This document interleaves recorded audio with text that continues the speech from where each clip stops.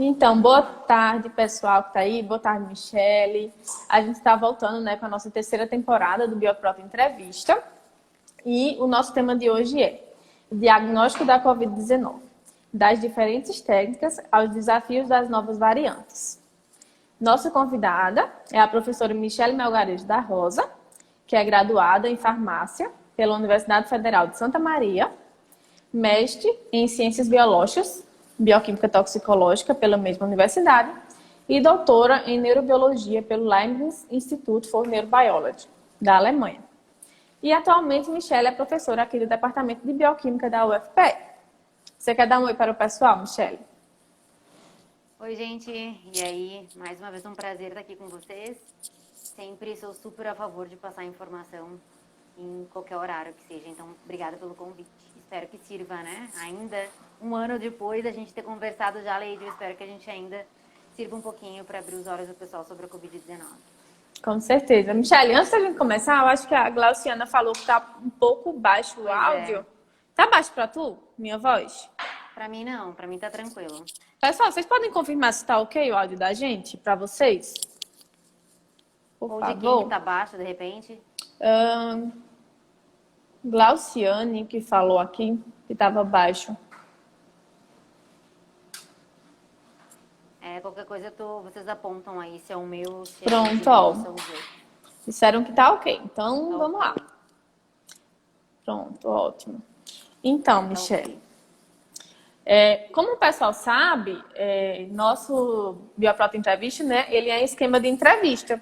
Então, como o próprio nome diz, né, então eu vou fazer algumas perguntas à Michele, né, que a gente preparou previamente, seguindo esse roteiro. Então, mas vocês também podem ficar à vontade para fazer perguntas aí no chat que a Michele vai respondendo. Eu vou tentando pegar aqui as perguntas e tem um pessoal aqui também tentando anotar, tá bom?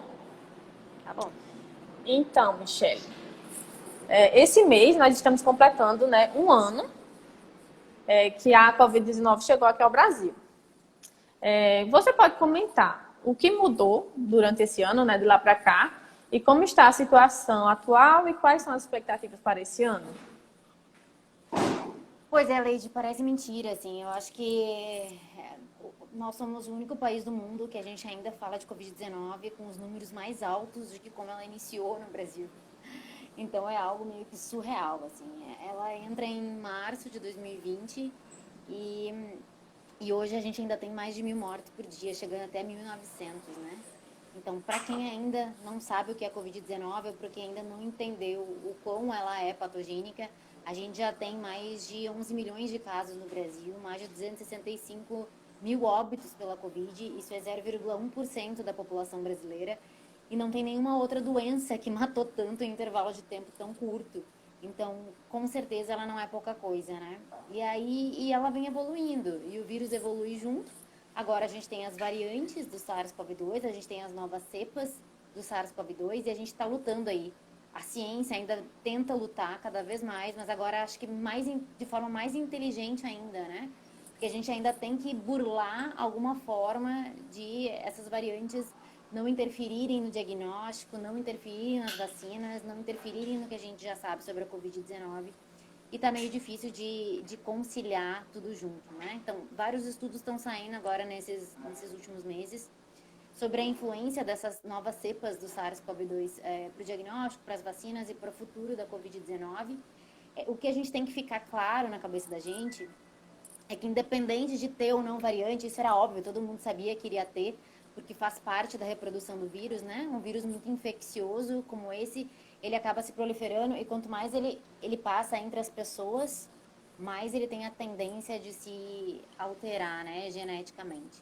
Não significa que isso vai causar alguma disfunção funcional, mas pode ser que sim. E aí a gente já vem aí nessas novas cepas que alguma variância funcional também está afetando o desenvolvimento da Covid-19. O que eu espero para esse ano e para os próximos anos é que nós sejamos mais educados. Eu sempre prezo muito pela educação, eu acho que a educação é o que a gente tem que levar de berço, assim, para a vida toda. Então, quanto mais educados nós formos, quanto mais a gente pensar, a gente se autoconhecer nessa Covid-19, eu acho que mais a gente consegue juntar forças aí para não só nos ajudar, mas ajudar a sociedade também, né? Que é o que a gente está precisando nesse momento.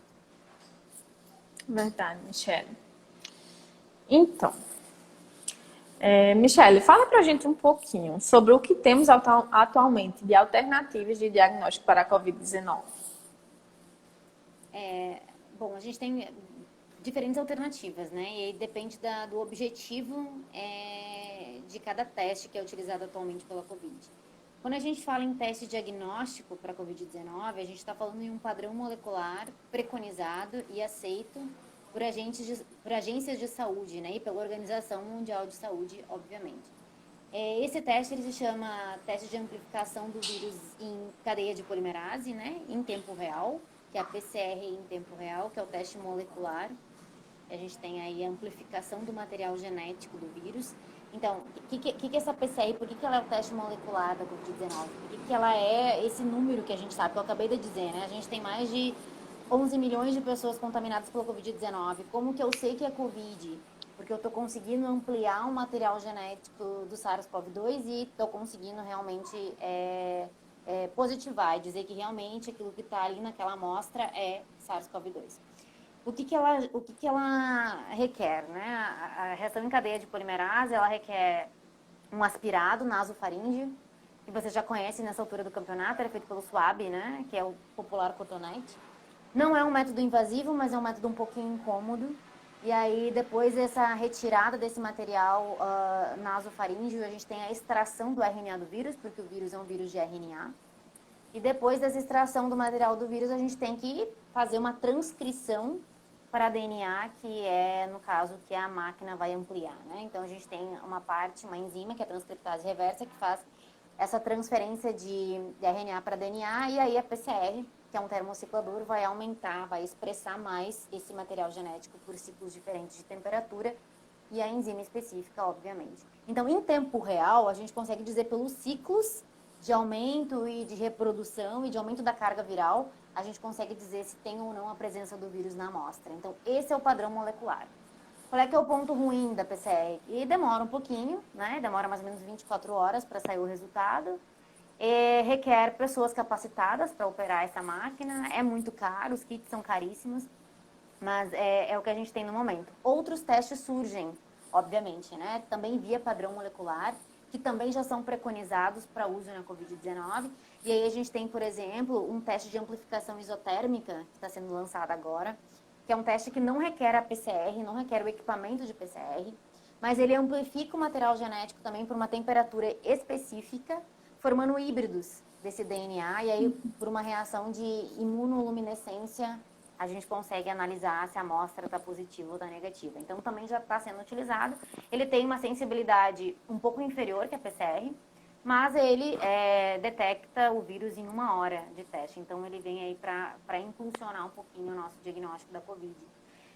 Falando em diagnóstico, eu não posso deixar de mencionar a UFPE, né? Porque a UFPE está entre as 12 instituições federais do Brasil, que são os laboratórios de campanha da Covid-19 no Brasil todo. E aí, a UFPE, junto com o Núcleo de Pesquisa e Inovação Terapêutica, que é o NUPIT, eles estão fazendo testes diagnósticos via padrão molecular do SARS-CoV-2.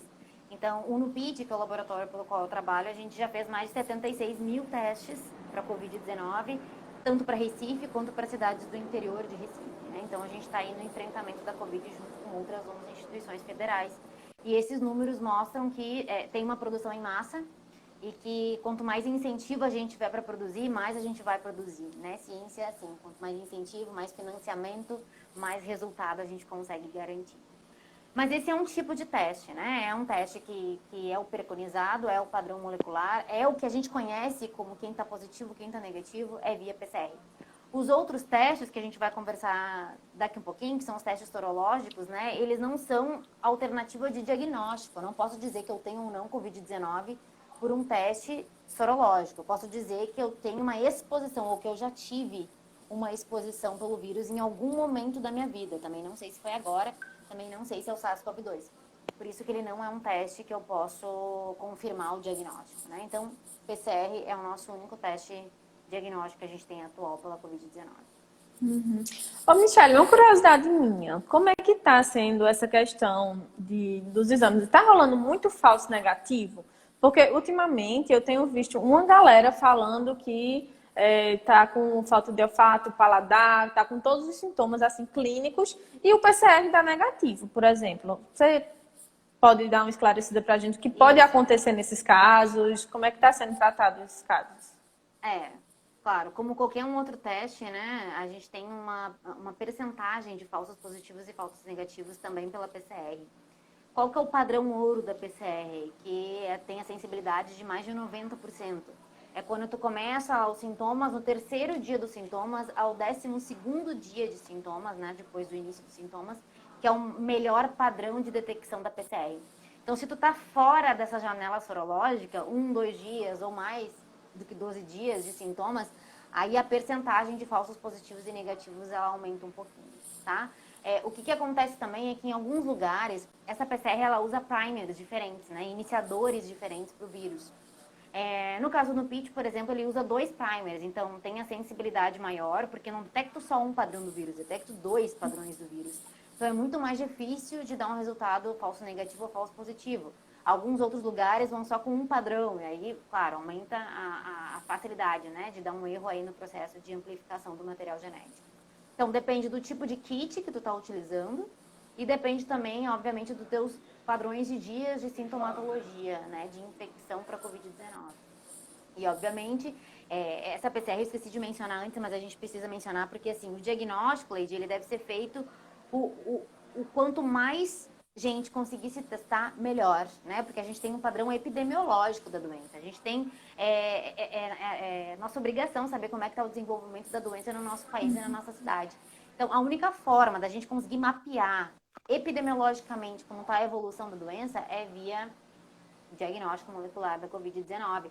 A gente pode, por exemplo, dentro de uma mesma cidade, saber quais as regiões daquela cidade que tem maior índice de contaminação, né? Isolar mais, isolar menos, contribuir com o isolamento social ou não, saber se eu preciso o isolamento social ou não. Então, tudo isso é via resultado dos testes diagnósticos da Covid, né? Eu consigo analisar como é que está o percurso da doença, via eu saber quantas pessoas estão ou não contaminadas pela doença.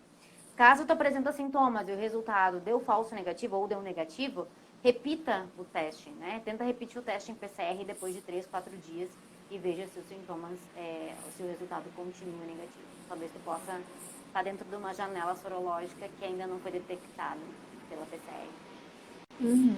Perfeito, Michele. Então, voltando um pouquinho para a parte dos testes sorológicos, né?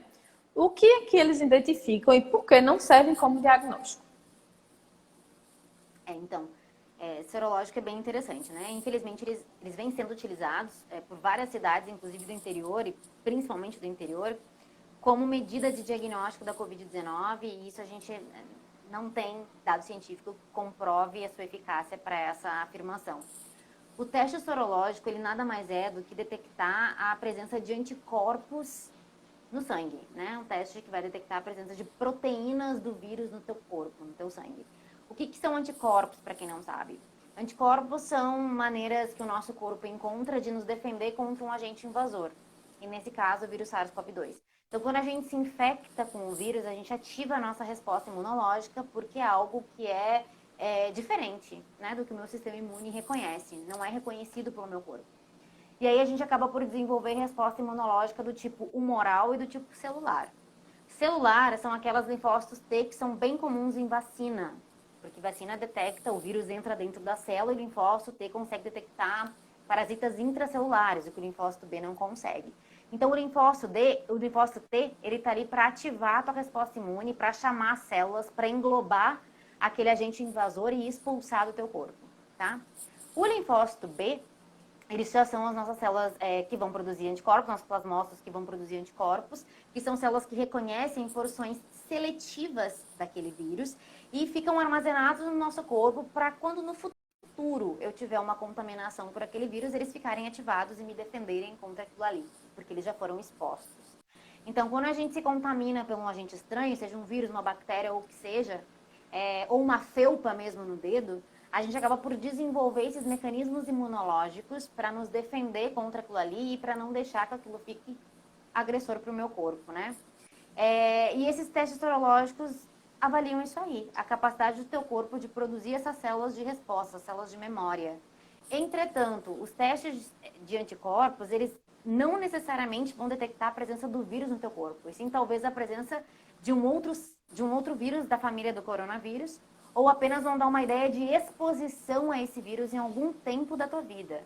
Sendo presente ou passado, não fica muito bem certo, não fica muito bem coeso.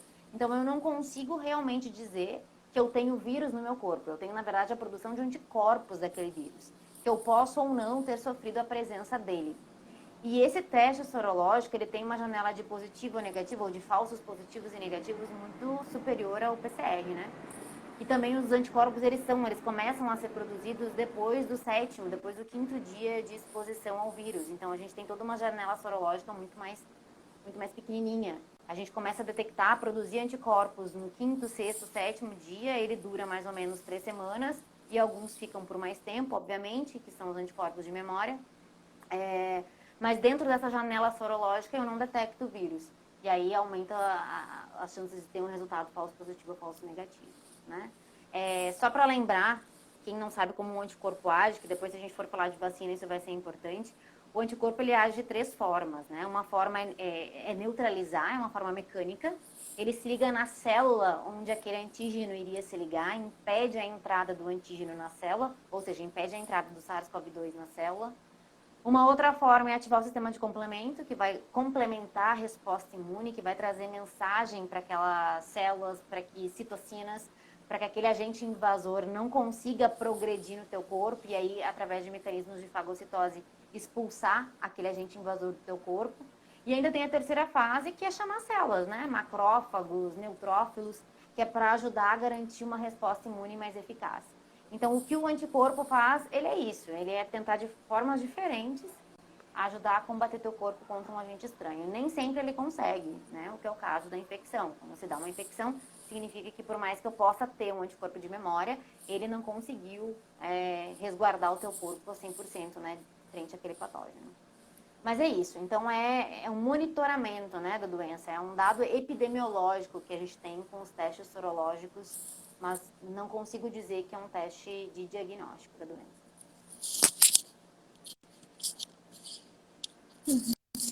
Michelle, você quer fazer comentário sobre a questão de o pessoal tomar, por exemplo, um teste com IgG positivo como sendo sinônimo de imunidade? Então, o que acontece? Bom, o que esses testes detectam? A gente primeiro pode detectar anticorpos totais, que é IgM, IgG ou IgA, por exemplo, e ele pode detectar anticorpos específicos. Então, quando a gente tem esse primeiro contato com o agente agressor, a gente primeiro estimula anticorpos que nós chamamos de imunoglobulinas do tipo M, né, que são anticorpos que detectam a fase mais aguda de uma doença. Então, a IgM, por exemplo, ela começa a aumentar no quinto, sétimo dia de infecção e ela dura por mais ou menos 3 semanas, e depois caindo os níveis. A IgG é um anticorpo que começa logo depois que a IgM termina, porque é um anticorpo mais de memória daquela doença, memória da exposição àquele vírus. Então, ela começa mais ou menos em 3 semanas e ela fica agora, por exemplo, para o SARS-CoV-2, a gente sabe que o IgG fica até 3 meses depois da infecção, o que é pouco, né? Um intervalo de tempo muito pouco. Significa que eu vou ter que sempre expor o meu sistema imune para eu produzir mais anticorpos, o que não é tão legal. E aí, esses anticorpos, eles podem detectar, só para vocês terem uma ideia, esses testes sorológicos, eles podem detectar anticorpos totais, que é IgM, IgG ou IgA, que é um anticorpo de mucosa, que no caso do vírus também é rapidamente detectável. Ele pode detectar um anticorpo específico, então eu quero analisar a expressão da proteína spike vista, por exemplo, a uma vacina. Tomei vacina da Pfizer, tomei vacina da AstraZeneca, que detecta, né, que na verdade estimula a produção de anticorpos via proteína spike, do vírus SARS-CoV-2. Então eu posso ter anticorpos que detectam especificamente esse tipo de proteína. Eu posso ter anticorpos que são neutralizantes, que é o que se faz agora em estudos para saber se a vacina é validada ou não. Então, testes para anticorpos neutralizantes é saber se aquele anticorpo vai neutralizar a entrada do vírus na célula. Então, eu consigo saber se o vírus entrou ou não na célula devido à presença daquele anticorpo. Isso valida as vacinas, é um dos testes para validação de vacina. E aí, obviamente, né, isso vai me dando uma análise. Então, quando eu faço o teste sorológico da IgG positivo, o que significa? Significa que tu tá com a doença? De nenhuma forma. Significa que em algum momento da tua vida tu já se expôs ao vírus SARS-CoV-2 ou a um vírus da família dele. Eu ainda também não sei se é ele ou se é da família dele. Então, ele não me garante resultado positivo. O teste do IgG, ele é muito utilizado para pesquisa clínica, né? Para saber quanto tempo fica a imunidade do SARS-CoV-2 depois da infecção. Perfeito. Ele é muito utilizado para análise de vacinas. Quanto tempo dura a janela imunológica daquela vacina após, né, os shots daquelas vacinas, após tomada daquela vacina. Perfeito. Então, é o dado epidemiológico. Ele me garante uma continuidade da análise da resposta imune frente ao vírus SARS-CoV-2. O IgM, que é um anticorpo de fase aguda, que em teoria ele detecta se o vírus está presente no teu corpo ou se acabou de entrar e se multiplicou, ele é um teste um pouquinho mais sensível para a detecção do vírus, né? Até porque significa que algo está ali estranho e o IgM vai detectar, obviamente, uma proteína específica do vírus SARS-CoV-2. Então, tu tem uma análise mais clara do que pode ter contaminação ali, mas que tu precisa confirmar por PCR, porque mesmo assim pode ter um falso positivo ou um falso negativo, devido a outros vírus da mesma família, né? Ele o teu sistema imune também está debilitado ou não. E aí as pessoas que fazem o IgG, então, que foi tua pergunta, né?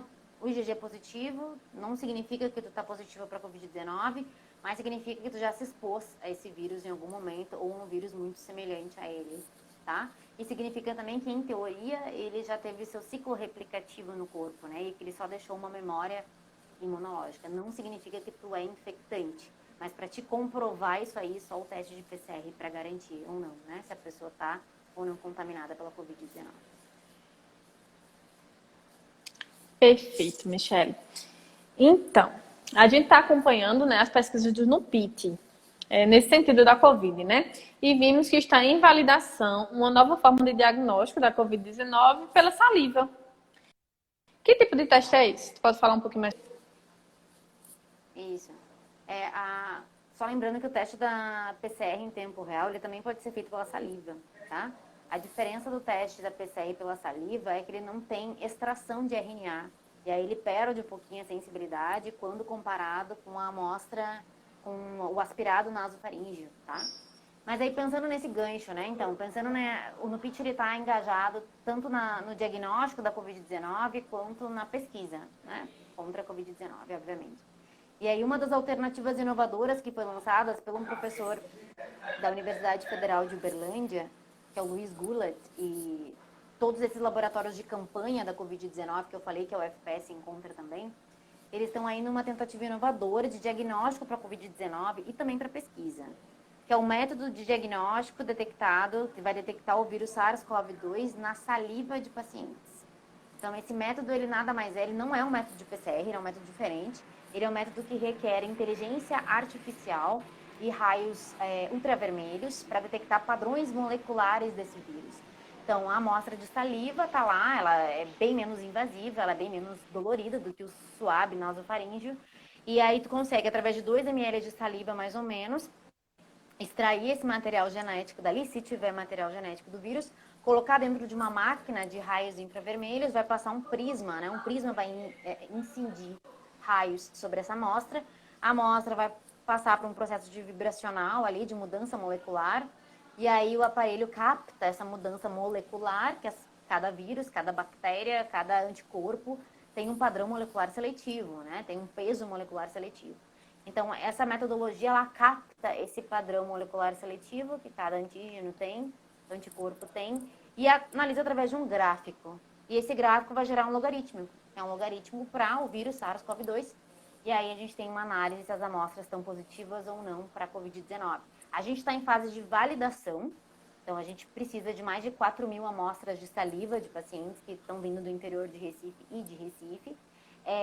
E a gente tem agora um pouquinho mais, passou um pouquinho dos 900 as salivas que a gente tem, então a gente tem ainda mais ou menos 3.000 salivas para completar esse teste de validação junto com as outras universidades. Então, quando a gente completar esse teste, a gente vai comparar o diagnóstico positivo ou negativo com o diagnóstico padrão molecular, PCR, que o NUPIT também faz, e analisar a eficácia desse método. Qual é a diferença dele para PCR? Primeiro, que ele é uma amostra de saliva. Segundo, que ele é muito simples, ele não requer reagente. Então, a PCR tem um custo altíssimo, que é o custo de kit de reagente, e esse método não vai necessitar. Ele precisa do aparelho de raios ultravermelhos, que a gente já tem. Ele não precisa um pessoal capacitado, ou seja, ele é muito simples de operar, só coloca ali 10 microlitros da saliva do paciente e está pronto, espera o pico do gráfico. A PCR, ela necessita de pessoal altamente capacitado, né, para conseguir operar desde a extração do RNA até a amplificação na PCR, até a leitura disso aí, até a liberação do diagnóstico. O custo, então, ele é muito inferior e ele ainda dá uma análise de pesquisa clínica, né? A gente consegue analisar diferentes padrões moleculares. Então, se eu quero ver, por exemplo, citocinas em pacientes com Covid-19, se eu quero ver anticorpos, memória imunológica, memória celular, a gente consegue detectar também por esses padrões moleculares específicos de cada proteína. Então, eu acredito que ele vem aprimorar. O objetivo não é substituir o PCR, o objetivo é juntar forças ao PCR, é ter mais uma alternativa para a gente conseguir ter uma clareza maior, né, nos níveis e dos números da Covid-19, principalmente aqui em Recife, em Pernambuco e que está o Brasil todo, né? Perfeito, Michelle, muito interessante mesmo. Michelle, agora falando um pouquinho sobre as variantes, né? E os testes diagnósticos. Como é que fica essa relação? Como é que vai ficar essa questão das variantes? A gente anda se perguntando bastante sobre isso lá no PIT e, bom, primeiro, deixa eu só deixar claro, porque a gente tem umas diferenças aí de conceitos, né? Por exemplo, variantes é um processo comum que vai ocorrer em todos os vírus e a gente está esperando que isso aconteça. Lá no início da Covid-19 a gente já esperava que isso fosse acontecer, porque quanto mais o vírus vai circulando na população, mais ele maior é a tendência de ele se alterar, né? E a variante é isso aí, é uma alteração do vírus. A variante por ela mesma não significa, essa alteração, essa mutação do vírus, não significa que ele alterou a sua expressão, não significa que ele alterou a infecciosidade, não significa que ele alterou o padrão de contágio ou de patogenicidade, não fica claro. Qual que é o problema? O problema é quando essa variante, ela se estrutura demais nas populações, e aí essas mutações vão se consolidando para várias linhagens desse vírus até causar cepas diferentes. Quando a variante cria uma cepa diferente, é que essa cepa levou um padrão de mutação, trocou um aminoácido por outro, e esse vírus alterou a sua função. Então, quando a gente fala que o vírus está ou não mais infeccioso, ou mais patogênico, ou vai responder ou não de forma diferente às vacinas e o diagnóstico, é que são cepas que alteraram o padrão de evolução desse vírus. A gente tem uma cepa que começou no Reino Unido, né, que é uma das cepas mais, assim, perigosas da Covid-19, que é aquela B117, se vocês estão acompanhando. E aí já tem uma análise de que, sim, alterou a infecciosidade do vírus, é um vírus muito mais infeccioso. A cepa que a gente tem no Brasil, que foi descoberta primeiro lá no Amazonas, é uma cepa também que está, em teoria, deixando o vírus um pouquinho mais infeccioso. Parece que de a cada 10 pessoas que são contaminadas por essa cepa, 8 ficam em estágios mais graves, comparando com o estágio com a cepa anterior, né, ou com o vírus da sua forma original. Então, é uma cepa muito mais preocupante. Isso vem preocupando a comunidade científica e vem preocupando a maneira de a gente fazer diagnóstico, da maneira da gente estar lançando as vacinas aí, porque a gente não sabe se vai funcionar ou não. O que já tem até então? Geralmente, essas variantes, essas cepas alteradas do vírus SARS-CoV-2, elas são da proteína spike, que é a proteína mais expressa, a proteína de entrada do vírus na célula ACE2, né? Que se liga no receptor ACE2 da nossa célula. Então, geralmente, essas cepas que alteram a infecciosidade do vírus estão em relação com a proteína spike. Algumas variantes já são detectadas na proteína do nucleocapsídeo, que é a proteína N do vírus, e a proteína E, que é a proteína do envelope. Então, todas as proteínas de entrada do vírus na célula já estão comprometidas por variantes diferentes. O teste diagnóstico padrão molecular aqui do NUPIT que a gente faz, ele utiliza primers que são da proteína do nucleocapsídeo. Então, a gente não utiliza a proteína spike. Ou seja, o teste diagnóstico que a gente faz aqui em Pernambuco, aqui na UFPE, ainda está tranquilo. A gente ainda detecta todas as variantes que estão presentes do vírus SARS-CoV-2. Isso é uma análise rotineira a partir de agora. Então, constantemente a gente vai ter que estar analisando essas variantes, saber as cepas que estão no mercado e ver se o nosso teste ainda continua adequado. Por enquanto, está tudo 100%. Sobre o diagnóstico, então, é acompanhamento, é saber do dia a dia o como interfere no diagnóstico de cada cidade. Sobre a vacina, é um pouquinho mais preocupante, né? Porque a vacina, ela pega, a maioria das vacinas, ela requer essa análise da proteína spike. Ela induz a produção de anticorpos e de células e de imunidade celular através da incorporação dessa proteína spike no nosso corpo. Então, estão estudos sendo lançados agora, e teve um estudo que saiu até esse final de semana, mostrando o perfil das variantes, das cepas e os perfis dessas novas vacinas. A notícia boa, posso entrar na vacina? Pode ficar à vontade. Posso complementar com a vacina o diagnóstico? Pode. Uhum. Tá. Então, a notícia boa disso aí é que, assim, quando a gente faz testes sorológicos de vacinas, a gente está detectando os anticorpos neutralizantes, aqueles que a gente conversou anteriormente. O que isso significa? Significa que esse meu teste para saber se a minha vacina vai detectar ou não essa nova variante, ela vai detectar apenas a capacidade da vacina responder com anticorpos neutralizantes do vírus. Ou seja, se a vacina induz a produção de anticorpos neutralizantes e se esse realmente consegue impedir a entrada do vírus na célula, tá? Os estudos, eles analisam isso. Mas isso, gente, é um padrão da produção de anticorpos. Lembra que eu falei que tem 2 outros padrões. Tem o mecanismo mecânico, que é esse, tem o do sistema complemento e tem a da chamada de células do nosso sistema imune, né? Então, as pesquisas estão analisando apenas esse padrão e tem outras tantas pesquisas que mostram que a nossa capacidade de produzir anticorpos neutralizantes frente a vacinas, ela pode ser pouquinho. E mesmo assim a gente já tem um mecanismo de defesa super acentuado. Então isso não invalida nenhuma vacina. Tem 15% aí chance de realmente alterar. A vacina deixa de produzir entre 15% mais ou menos a capacidade de produzir anticorpos neutralizantes, mas isso não afeta a eficácia da vacina. A vacina da Coronavac, que é a vacina que está aí no Brasil, né, com parceria com o Butantan lá de São Paulo, ela é um vírus inativado, então não é só proteína spike, eu estou desenvolvendo um sistema imune contra o vírus de uma forma completa.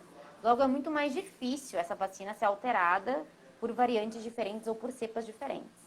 A vacina da Fiocruz, né, que daí já é a vacina da AstraZeneca, que é uma vacina de adenovírus, ela é uma adenovírus que carrega a proteína spike do vírus para dentro da nossa célula, e aí eu vou desenvolver uma resposta imune referente a essa proteína spike. Então, é uma análise um pouco mais detalhada, né? Porque é realmente onde as variantes estão se concentrando na proteína spike. Mas o que os estudos mostram é que, assim, que ainda a produção, a diminuição da produção de anticorpos neutralizantes não afeta a eficácia dessa vacina ou as 2 doses dessa vacina. E aí, cada vez mais surgem novos resultados, né? Sobre a vacina da Pfizer, que agora foi comprada pelo Brasil também, vacina da Moderna, que são vacinas de RNA, e que utilizam a proteína spike como uma grande impulsionadora, né, da nossa resposta imunológica. Então a gente está investigando cada vez mais. Mas até então é para ficar tranquilo, as vacinas que estão aí, elas não são afetadas por essas variantes e a gente ainda desenvolve uma resposta imune neutralizante eficaz. Fora que esses estudos de análise de variante e vacina, eles não levam em consideração a resposta imune celular. E a resposta imune celular, que é de células T, é a que mais é pronunciada numa infecção viral, porque é aquela que detecta o vírus dentro da célula, que o anticorpo não detecta, o anticorpo é solúvel no plasma. Então, parece que nenhuma variante afeta a resposta imune celular. E essas vacinas envolvem uma ampla resposta imune celular. Então, a gente está seguro dentro dessa linha de raciocínio também. Quando a gente fala de vacina, é legal porque ele é ampla, né? A vacina, por isso que agora a gente fez muito rápido com a Covid-19, mas em teoria são vários estágios justamente para ver se ela desenvolve diferentes respostas imunológicas no teu corpo. Entre elas, resposta imune humoral e resposta imune celular. E essas que estão validadas, que estão no mercado, com certeza elas envolvem as 2 respostas. Então a gente pode ficar tranquilo que o que a gente tem no momento é a vacina. O que a gente tem no momento é a segurança de que nunca antes na história a gente viu a ciência evoluir de forma tão rápida como a Covid-19. E se alguém que está vendo ou que vai ouvir depois, Leide, tem alguma dúvida da eficácia de vacina, cara, pega uma análise histórica da humanidade aí, tá? Então, o que as vacinas já puderam fazer para solucionar o problema de doenças e para até erradicar doenças como a varíola, né? Então, a gente não tem o porquê desconfiar de algo que foi altamente comprovado. E para essa vacina estar no mercado, por mais que ela foi mais rápida que as anteriores, para ela estar no mercado, ela passou por inúmeros testes. E esses testes foram comprovados em termos de eficácia, de ausência de efeitos colaterais mínimos, como é o esperado. E a gente tem que parar de se enganar, né? A gente tem que só confiar na ciência e saber que a gente está tentando da melhor forma possível diminuir a transmissibilidade do vírus SARS-CoV-2. e que se cada um fizer a sua parte, eu acho que a gente consegue ter resultados muito melhores. Que o mundo teve que o Brasil não está tendo. Então, eu acho que a gente tem que se perguntar isso também, né? O que foi feito de errado no Brasil? Será que todo mundo realmente fez a sua parte? Porque a gente não iria estar com 1.900, 1.800 casos da Covid por dia se todo mundo tivesse feito a sua parte, né? Acho bem difícil. É o que a gente não está vendo nos Estados Unidos. Os Estados Unidos estão vacinando em massa. É o que se espera que até abril eles vacinem toda a população.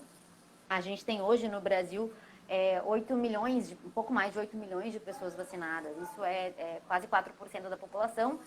Se a gente continuar nesse ritmo, a gente entra em 2022, né, para vacinar todo mundo e até o final de 2022.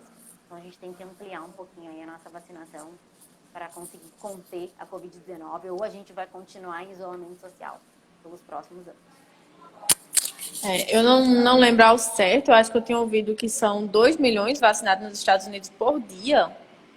É um número, assim, bem alto. Então, em 4 dias, tipo, eles vacinariam o tanto de pessoas que já foram vacinadas aqui no Brasil. Em quanto tempo? Quanto tempo que a gente vem vacinando? Exatamente.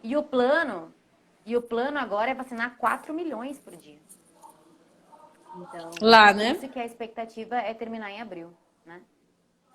Na toda a população. Nossa, seria um sonho, hein? Se aqui fosse assim também. Michele, temos uma pergunta. Professora, eu gostaria de saber se a vacina de vírus atenuado tem maior chance de proteger contra variantes do corona. Saber se a vacina do vírus atenuado tem maior chance de proteger contra variantes do corona. De proteger, assim, de ser eficaz, né? De ser eficaz para essas variantes do corona. Então, sim, ela tem mais chances de ser eficaz com variantes diferentes, porque ela detecta o vírus como um todo, né? O vírus todo atenuado por um agente químico. Então, é mais difícil eu errar. Eu vou ter ali a proteína spike, eu vou ter ali a proteína do núcleo capsídeo, eu vou ter ali a proteína do envelope, e aí é mais difícil ter uma variante que tem uma mutação em todas essas proteínas. Então, com certeza, a longo prazo, né, analisando o perfil de variantes que vem a surgir ainda, a longo prazo ela é uma vacina que garante uma maior segurança em termos de ainda continuar eficaz na presença dessas variantes diferentes aí do SARS-CoV-2. Ótimo, Michele. Então, voltando agora para essa questão do diagnóstico, né? Reforça para a gente, né? Sobre a importância da alta testagem para a Covid-19. Isso. Infelizmente, a gente testa no Brasil apenas as pessoas que são sintomáticas ou que tiveram contato com uma pessoa Covid positiva, né? E aí a gente não tem uma ideia tão clara de como está a doença no Brasil. Só para vocês terem uma ideia, gente, tem cidades do interior que apenas fazem teste sorológico para detectar a Covid-19. E esses testes não entram nesses números que a gente comenta, que a gente tem 11 milhões de pessoas contaminadas pela Covid no Brasil. O teste sorológico não entra. São Paulo agora parece que vai começar a entrar, porque as cidades do interior fazem em grande massa, né, teste sorológico e não teste molecular. Mas só para vocês terem uma ideia como a gente tem número errado da Covid. Então a gente se apavora com o número no Brasil diariamente e esse número ele é muito superior ao que a gente realmente reconhece. E a testagem é isso. Quanto mais a gente conseguisse se testar, mais a gente teria uma ideia epidemiológica da doença no Brasil. Mais a gente teria, nessa região da cidade do Recife, uma maior chance de contaminação. Então, essa região ela está em isolamento social mais grave, mais severo do que tal região. A gente teria um controle maior da doença a pequena escala e a grande escala também. Pegando o exemplo da China, né? Tudo começou lá, mas eu não sei se vocês viram o Fantástico em algumas edições passadas. Eles têm sistema de detecção de digital das pessoas. Então, aonde as pessoas passam na rua, elas deixam sua digital. E aí eu sei quem passou por ali e essa digital já coletou a temperatura, já detectou sintoma. E aí ela escreve se ela tem um sintoma diferente. Então, se tem uma pessoa que passou por ali que é positivo para a Covid-19, eles acionam as pessoas que passaram por ali como um todo para elas ficarem em quarentena. Então, elas não vão trabalhar mais a partir de amanhã. Por quê? Porque elas passaram por uma área que teve uma pessoa que passou ali que é positiva para a Covid. O que o Brasil está fazendo? Nada, né? O Brasil ele continua tendo festa, o Brasil ele continua tendo bares abertos, o Brasil ele ainda continua com milhares de pessoas nas ruas sem máscara. E aí eu acho que, por isso que eu falo muito da educação, né? Porque se eu não acredito, não tem problema eu não acreditar, gente. Todo mundo acredita no que quer. Agora, eu tenho que ter um respeito para com o próximo, né? Porque se eu quero me contaminar, tudo bem, mas aí eu tenho que impedir que outros se contaminem. Isso, na verdade, é o que eu chamo de educação. Então, a importância da gente se testar é justamente pensar no próximo, pensar em proteger a população, pensar em proteger quem é idoso, pensar em proteger quem tem obesidade, que tem maior risco de morte para a Covid-19. Pensar em proteger a grávida, que agora tem muita grávida contaminada, perdendo filho, ou morrendo e o filho nascendo e ela morre no parto, né? Ou agora, essas novas variantes estão contaminando mais jovens. Então, é uma variante mais jovem do que a variante anterior. E aí, então, uma maneira que eu consigo me testar, eu consigo analisar se eu vou ou não transmitir esse vírus para as outras pessoas. Eu acho que é isso. Quanto mais a gente se testa, mais a gente tem um padrão de evolução da doença e mais eu consigo proteger o meu próximo, né, meu ente querido. Só o problema é, claro, essa alternativa ela não está presente para todo mundo, né? Ela não está disponível para todo mundo. E isso é uma pena. Nós deveríamos ter mais teste da Covid para que a gente tivesse uma análise mais ampla, mais macro de como está a evolução no Brasil. Michele, muito bom. Foi bem esclarecedor, né? Eu te agradeço pela presença aqui. Nós não temos mais perguntas no roteiro e não temos mais perguntas do pessoal aqui. Então, eu acho que a gente vai encerrar. Te agradeço a participação com a gente aqui mais uma vez, né? E te desejo um feliz Dia das Mulheres também. Eita, verdade. Feliz Dia das Mulheres aí. Todo dia é nosso Obrigada. dia, né? Mas hoje em especial. Com certeza. Com certeza. Hoje é um dia especial. Mas obrigada né, mais uma vez pelo convite, Leide, e espero que a gente tenha passado um pouquinho de informação e que voltemos a nos encontrar para mais informação. Ó, o Caio tem uma perguntinha, tá? Ele tá falando aqui. Eu tenho uma. Vamos ver. Pode falar, Caio. Não pra mim, não. Deixa ele digitar. Esperar um pouquinho. Foi.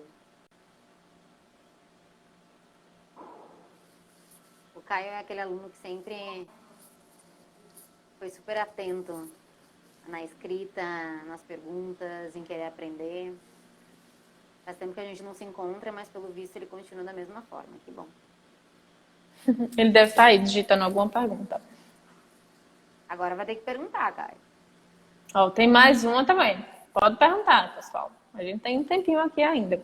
A gente só faz normalmente até 1 hora, né, de live por conta do que o próprio Instagram ele encerra, né? Mas ainda tem uns 13 minutinhos, tá de boa. Olha só, Michele. Os pacientes que já passaram pelo processo de infecção e continuam apresentando determinados sintomas, como deveriam prosseguir? Então, os pacientes que já foram Covid positivo nesse caso, né, Caio, e continuam apresentando determinados sintomas, é bom repetir o teste, tá? Porque geralmente, assim, o que se provou pela Covid-19 é que o vírus ele tem mais ou menos um estágio replicativo máximo de 14 dias. Então, que é o nosso tempo de quarentena. Não significa que ele vai sair do teu corpo. Pode ser que ele fique lá e que ele continue se replicando por um tempo mais prolongado, o que também já foi visto com algumas pessoas.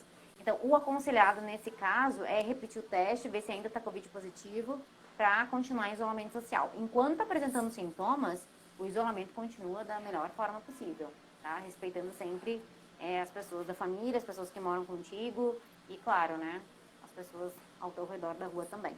Então, continue o isolamento e, se possível, repetir o teste para comprovar se o vírus ainda está ativo no corpo ou não. Pronto. O outro comentário dele, eu acho que foi complementar, né? Que continua sem sentir cheiro e sabor, a possibilidade de atuação para voltar com esses Isso sentidos. a longo prazo. Acho que eu entendi o que o Caio quis dizer agora. A longo prazo, isso pode ficar, Caio, tá? São algumas sequelas da Covid-19. As principais sequelas deixadas pela Covid-19, elas são neurológicas, tá?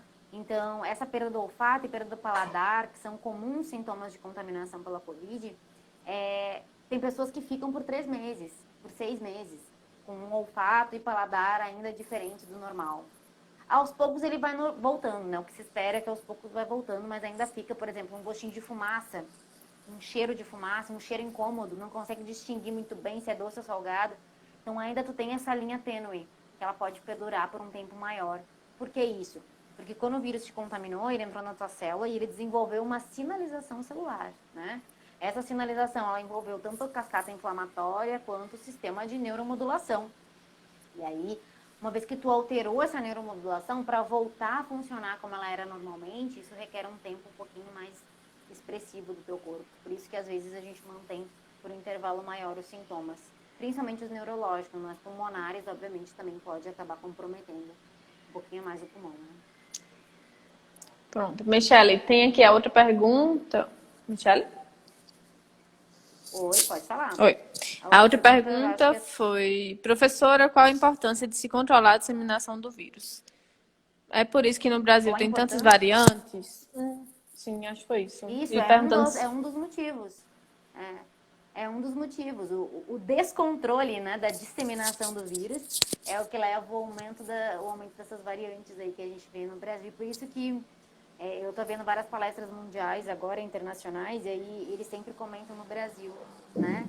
O Brasil vai ser o foco das novas pesquisas, né? Porque a gente vai ser foco de novas variantes, de novas cepas dos vírus. E se a gente não controlar isso aí para ontem, gente, a gente vai ter outras 1000 variantes vindo por aí nas próximas semanas. E aí o diagnóstico disso aí, a eficácia disso aí em termos de patogenicidade, em termos de eficácia de vacina e diagnóstico, a gente só consegue ver depois que elas surgirem. Só que a gente não quer que elas surjam. A gente quer combater o máximo possível dessas variantes. Então, para a gente diminuir a presença dessas variantes, a gente tem que ter o isolamento social, a gente tem que diminuir a transmissão do vírus entre pessoas, a gente tem que minimizar ao máximo possível isso aí, para que essas mutações não ocorram com tamanha facilidade. Lembra que essas mutações que ocorrem nos vírus, elas são facilitadas por alterações ambientais, gente. Aquecimento global, derretimento de geleiras, deflorestamento, tudo leva ao aumento da susceptibilidade a gente ter mutações virais, tá? Tudo isso está acontecendo no Brasil atualmente, então a gente está um foco realmente de Covid bem grande, né? Pena que o pessoal tem tanta resistência a entender isso, né, Michele? Não, acho que não. Acho que foi, agora foi. E aí, o que acontece, Leide? As pessoas também ficam pensando, cara, eu não aguento mais falar de Covid. Pra saúde mental é bom tu dar um tempo mesmo de vez em quando. Agora, tu não pode dar um tempo 24 horas por dia, porque isso está dominando o teu país atualmente, entendeu? Então, tu tem que ter conhecimento do que é o vírus, do que ele faz, do que ele causa, o que ele vai alterar a longo, a curto e a médio prazo no teu corpo. E tu tem que ter conhecimento das alternativas que a gente tem atual para combater o vírus. E qual que é a alternativa? São duas. É o isolamento social com o uso de máscaras e as vacinas que estão surgindo agora. Não tem tratamento para Covid, gente, não tem. Por mais que se tente, por mais que alguns médicos tentem, por mais que algumas outras pessoas acreditem, cientificamente, infelizmente, a gente não tem. Eu gostaria muito que a gente tivesse, né? E essa doença fosse mais combatida. Mas isso são cenas para os próximos capítulos, né? Terapia para Covid ainda é um tema que só o Brasil está batendo na mesma tecla. Até eu já falei para alguns amigos que eu vou dar o prêmio Nobel, né? Porque, assim, para o Brasil é o único país que depois de um ano ele ainda fala nesses tratamentos precoces da Covid-19. E todo mundo já tá em outra vibe, né? Já tá falando sobre outra coisa, já tá bolando um anticorpo. Aí sim, nos Estados Unidos tem uma terapia focando na vacinação, né? Que é o uso de anticorpos monoclonais, né? Isso sim, isso é uma terapia em voga para Covid. O problema é o custo de anticorpos monoclonais. Então tá sendo bem utilizado nos Estados Unidos, mas não serve para o bolso do Brasil, não, infelizmente.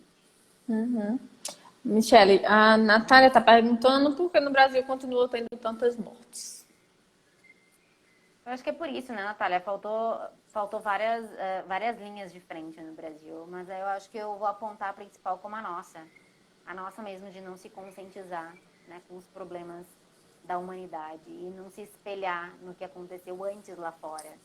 A gente teve tempo de ver, a gente teve tempo de analisar, a gente teve tempo de aprender e a gente não usou esse tempo. Como a gente não usa esse tempo para nos autoconhecer, a gente não usa esse tempo para agradecer um pouquinho, a gente não usa esse tempo para descobrir o que a gente não sabia antes da Covid, a gente continua na mesma homeostase, né? A gente tenta não evoluir. Eu acho que é isso que nos atrasa, tanto como sociedade atualmente.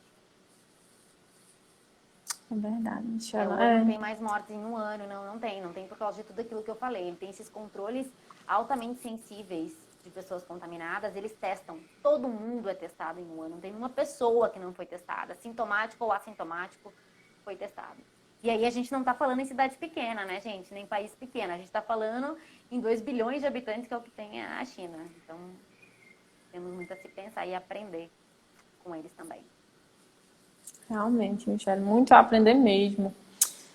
Então, eu acho que agora realmente nós encerramos de perguntas e também está pertinho aqui do tempo, então eu vou encerrar, Michelle, te agradeço mais uma vez, tá bom? Pela participação. Agradeço a quem assistiu até aqui também. É sempre ótimo ter você. Agradeço a vocês, pessoal, que assistiram até aqui. E vocês fiquem ligados aí no Instagram da gente, que a gente vai estar divulgando logo o segundo episódio, né? Que vai acontecer na próxima segunda-feira. Então, já já a gente divulga o tema, tá bom? Muito obrigada de novo, Michelle, e até mais. Até mais, pessoal. Obrigada, tchau. Tchau, tchau.